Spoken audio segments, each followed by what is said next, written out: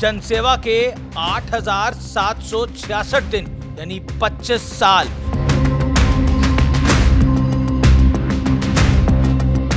गुजरात में सबसे लंबे वक्त तक सीएम रहे, तीसरे सबसे लंबे वक्त तक देश के प्रधानमंत्री, लगातार तीसरी बार भारत के प्रधानमंत्री बने।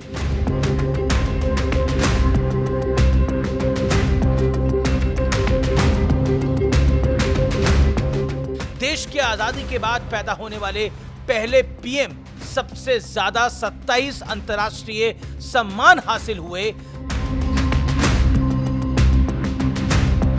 The man, the myth, the legend Narendra Damodar Das Modi, वो नाम है जो बीते 24 सालों से देश सेवा के इस व्रत को अनवरत रूप से निभा रहे हैं।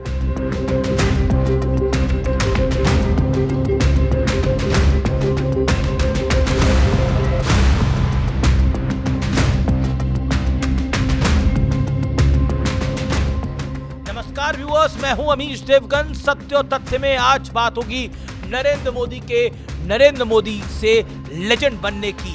ये तब की बात है जब संघ प्रचारक मोदी देश की गलियां पैदल नाप चुके थे, यानी भारत की आत्मा को मोदी ने बेहद करीब से महसूस कर लिया था। इसके बाद वो बीजेपी के संगठन महामंत्री बनाए गए और 24 साल पहले यानी 7 अक्टूबर 2001 को स्वर्गीय अटल बिहारी वाजपेयी और लाल कृष्ण आडवाणी ने उन्हें केशुभाई पटेल की जगह गुजरात की कुर्सी सौंप दी। ऐसा इसलिए हुआ था क्योंकि गुजरात के सीएम केशुभाई पटेल की सेहत खराब थी। बीजेपी विधानसभा बाय इलेक्शन यानी उपचुनाव में कुछ सीटें हार चुकी थी। केशुभाई पर सत्ता के दुरुपयोग, भ्रष्टाचार के आरोप लग रहे थे। इसके बाद भुज में आए भूकंप ने उनकी विदाई और मोदी के उदय को तय कर दिया था। लेकिन नरेंद्र मोदी के सामने गुजरात की जनता का विश्वास वापस हासिल करना सबसे कठिन चुनौती थी और इसको बीजेपी भी मानती थी। वो भी तुरंत, यानी मोदी के पास टेस्ट मैच खेलने का वक्त नहीं था। तब 2020 होता नहीं था, लेकिन मोदी T20 वाले फॉर्मेट में मैदान में उतरे और मैदान भी सजा था और जीतना इकलौता ऑप्शन रखा गया था। क्योंकि अगर आप नहीं जीतेंगे तो फिर आपका राजनीतिक करियर कहां जाता, ये मुझे किसी को बताने की आवश्यकता नहीं है। अगर मोदी 2002 के बाद वाला गुजरात का चुनाव नहीं जीत पाते तो क्या हश्र होता, ये सोचने वाली बात है। फिर जो हुआ वो इतिहास में दर्ज है, ऐतिहासिक परिश्रम की प्रकाष्ठा का दर्शन है। मोदी ने सबसे पहले भुज को अपने पैरों पर खड़ा किया। भुज में 4.5 लाख नए घरों का निर्माण हुआ। 13,000 से ज्यादा प्रभावित गांवों में से कई गांवों को नई जगहों पर बसाया गया। उन्हें बिजली, पानी, सड़क जैसी मूलभूत बुनियादी सुविधाएं दी गई। 5,000 किलोमीटर नई सड़कें बनी। 2003 तक कच्छ में 24 घंटे बिजली की व्यवस्था कर दी गई थी। 3,000 नए स्कूल, 1200 स्वास्थ्य केंद्र बनवाए गए। नरेंद्र मोदी ने जिस तरह से भुज को और पूरे कच्छ क्षेत्र को के जख्मों को सहलाया, उसने उन्हें पीपल्स लीडर के तौर पर स्थापित कर दिया। लोगों को नरेंद्र मोदी में एक रिजल्ट ओरिएंटेड नेता नजर आने लगा और पार्टी को अपना भविष्य। गुजरात में तो मोदी यही नहीं रुके, यही नहीं थमे। उन्होंने तमाम विरोध के बावजूद, एजेंडो और प्रोपेगेंडो के बावजूद कच्छ तक नर्मदा का पानी पहुंचाकर ही दम लिया। गुजरात देश का पहला राज्य था जहां 2003 में स्टेट लेवल के डिजास्टर मैनेजमेंट अथॉरिटी बना दी गई थी। इसके अलावा वाइब्रेंट गुजरात ने इन्वेस्टर्स को अट्रैक्ट करने का एक नया फॉर्मूला पूरे देश को दिया, एक नया फॉर्मेट दिया।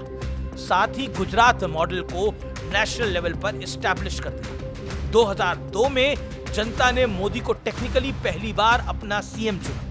फिर 2007 और 2012 में भी मोदी के काम पर वोट डली, वोट वाली मोहर लगती गई। कांग्रेस के हिस्से में सूखा बढ़ता गया।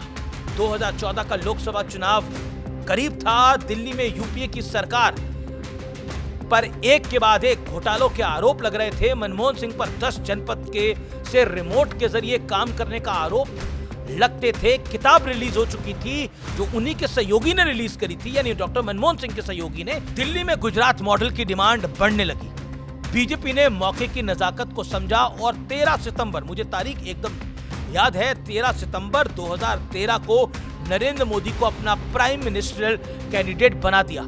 Parliamentary board of BJP met today and decided that Shri Narendra Modi will be our prime ministerial candidate for the coming Lok Sabha election.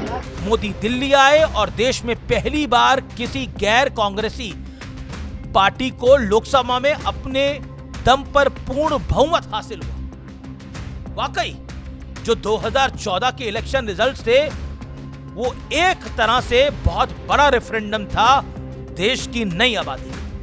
Ease of business, minimum government, maximum governance, skill India, Narendra Modi के ये वो शुरुआती vision था जिसकी वजह से Bharat make in India वाली मुहिम की तरफ आगे बढ़ने जा रहा था। इसके बाद स्टार्टअप इंडिया जैसे कॉन्सेप्ट ने देश में युवा एंटरप्रेन्योर्स को की लाइन लगा दी। आज जो हम स्टार्टअप्स को बड़े फलते फूलते हुए देख रहे हैं और अपना सीना चौड़ा करते हैं, ये नरेंद्र मोदी के 2014 के विजन का नतीजा है। भारत के लोग अब डिजिटल लेन देन करते हैं, उनके बैंक खातों में डायरेक्ट बेनिफिट ट्रांसफर होता है। भारत दुनिया को मोबाइल सप्लाई करता है, कार सप्लाई करता है, दवाएं सप्लाई करता है और अब तो हथियार भी सप्लाई कर रहा है। हम सेमीकंडक्टर हब बनने की तरफ आगे बढ़ रहे हैं। मोदी की कूटनीति और दुनिया में उनकी पॉपुलैरिटी का परिचय इस बात से मिल जाता है कि मोदी सबसे ज्यादा अंतर्राष्ट्रीय सम्मान पाने वाले इकलौते भारतीय प्रधानमंत्री हैं। भारत आज उस दौर में पहुंच चुका है जहां उसे किसी दूसरे देश के दबाव में काम करने की जरूरत नहीं पड़ती। भारत अपनी शर्तों पर अपने फैसले लेने लगा है। वैसे फैसला तो प्रभु राम के मंदिर का भी हो ही चुका है। 3 तलाक अब अस्तित्व में नहीं है और सबसे अहम अनुच्छेद 370 जेलम में बहा दिया गया है।